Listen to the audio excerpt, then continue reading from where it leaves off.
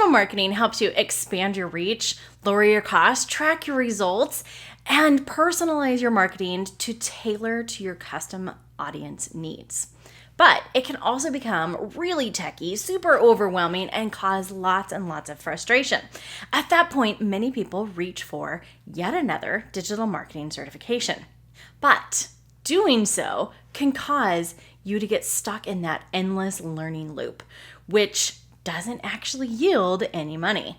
If you're considering a digital marketing certification to either better you personally, get a better job, better salary, or for your business internally, or to offer more services to clients, in this episode, I'm going to walk through the questions that you need to ask before you decide to purchase any more digital marketing certifications.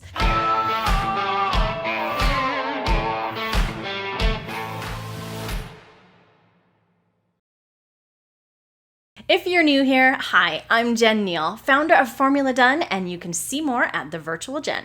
I help experienced businesses find leads on traffic online using the content that you've already created. If any of those things sound interesting, make sure you check out the rest of our videos in the channel, and you can learn more at thevirtualjen.com. Be sure to subscribe and hit that notification bell so you know every time we release another new amazing video. All right, let's get going. Sign me up. First of all, why would you even consider getting certified with another certification program? I get asked this question by a ton of people who are looking to make a change in their corporate career. The number one answer and the number one go-to that a lot of people hit is, I'm going to go back to college. I'm going to get my master's degree. I'm going to do this. And I'm like, no, don't do that. Certification is definitely the way to go if you're looking to expand. Now, if you're also looking for business, there's two different reasons that I've seen for most businesses to do this. Either one, you're looking internally to how do I build a stronger team? How do I train the people that I have so that we can all be on the same page, but I know that they're doing the technical skills that they're qualified for. Or if you are a business owner of an agency, a B2B service-based agency, what you're going to be doing there is looking for how do we up-level our skills so that we have a higher expertise so that we can charge more money and not have to increase our overhead in terms of personnel, but rather increasing your technical skills. So we're going to talk about all of those things here in this episode. So very, very first thing is, why are you getting certified? What are your real reasons? Make sure that it's not just because it's another course or a program or something like that that sounds like fun. Make sure that it's actually going to be relating to the tangible results that you are after. Makes total sense, right? Regardless of where you're at, but especially if you're looking from a personal standpoint. There are many, many, many different digital marketing certifications out there. And the problem is there's not one governing body that actually says, hey, this is how digital marketing is run. It's plenty of different programs. And honestly, a lot of the programs that I have seen, which I may be wrong, but what I have seen is that the courses and the stuff that a lot of colleges are offering, those are being taught by professors who are teaching models. So like it's been done, right? And then it sort of trickles down and gets turned into a course. At that point, you're learning from technology and stuff that is several years old, right? In terms of digital marketing, this world changes so quickly. You definitely want to be involved, preferably where people have actually have skin in the game. They are actually doing the thing that you are trying to learn. Says my cat. I personally would recommend do not enroll in college. One, because of the timeline, which we will talk about in just a second. And two, because of the cost, which we will also talk about in a second. But look at what's going to get you the fastest results, right? So for that, I broke this down. My top two recommended. The first recommendation that I would look at is the closest you can get to an actual governing body over digital marketing. And that is the American Marketing Association. And they have partnered with the Digital Marketing Institute. And they have their entire program. You go through, learn it, do some of the things, and take the certification test, and you become certified in both of the programs, right? So 1 test, 2 different certifications. Pretty good bang for your buck. And honestly, their course looks really, really fantastic as well. So it would be one that I would recommend. It's lower on the price end and looks like something that you can get through relatively quickly. If you get up into the higher end certifications, they start talking about it being a matter of like 44 weeks or 26 weeks, and that starts to feel extra long. The other one I would recommend is the digital marketer certification from Digital Marketer. So they have Digital Marketer HQ. This is done from Ryan Dice and his whole team. And I've seen the back end of this. Here's the thing that I really, really love about this program. They have done all of these techniques as a company at Digital Marketer. They literally have done the things and now they're teaching what they have found works, right? That's exactly what you want. So for that reason, this would be my number 1 recommended program. And it's a learn as you want at your own pace, right? You can join in, grab the stuff, learn as quickly as you want, and put your knowledge to work right away. Those are the 2 that I would recommend for personally. If you are looking from a business standpoint, again, it depends on what your ultimate goal is. If you're trying to just instill some basic knowledge to some of your team and have that accessible, that could be a good place to go. However, going for the certification, like as a B2B service provider, I would say that what you really want is to pay attention to a couple of other factors. And that's what we're going to talk about right now. All right, so let's dig into it. Here are the questions that you want to ask in relation to your end goals. First of all, timing of the program. How long in terms of time do you have to invest in order to get to the end of the learning phase? For some of the programs, this is gigantic. And while more may seem amazing, think about it, that long runway is going to just be that much longer of a runway before you're actually getting to your ultimate goal.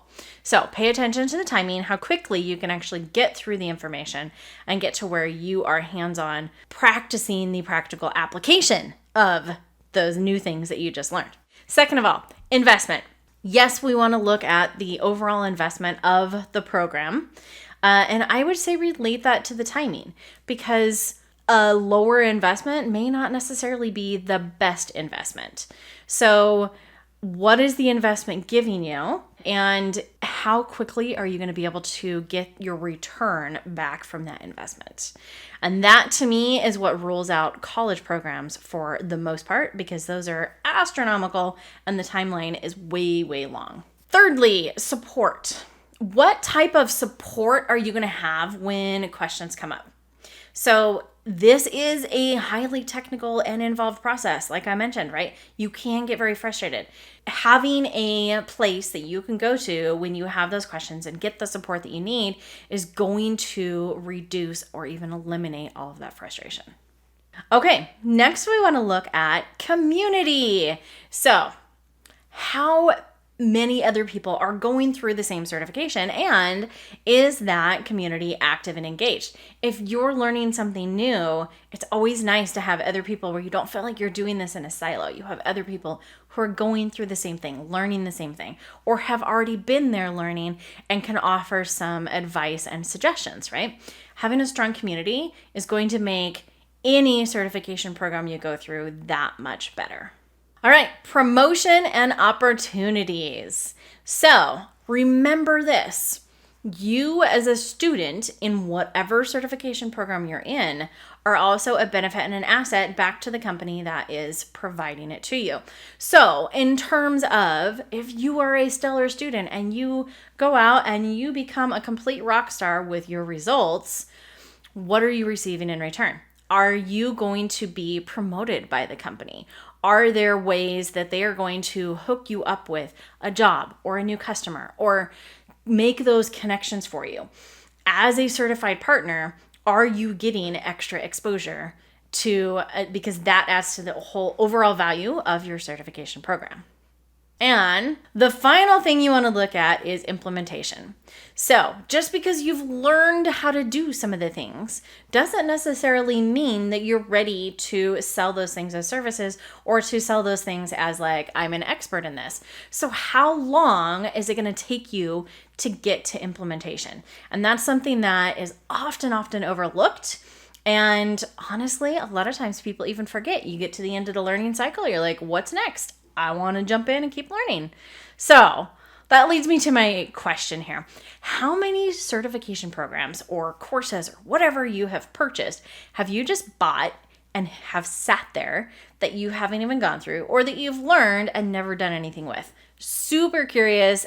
I'd love to hear your answers. And I know I'm not the only one who's bought something and never done anything with it. So put your answers in the comments below. All right. That leads me to, I'm going to get up on my high horse pedestal here, right?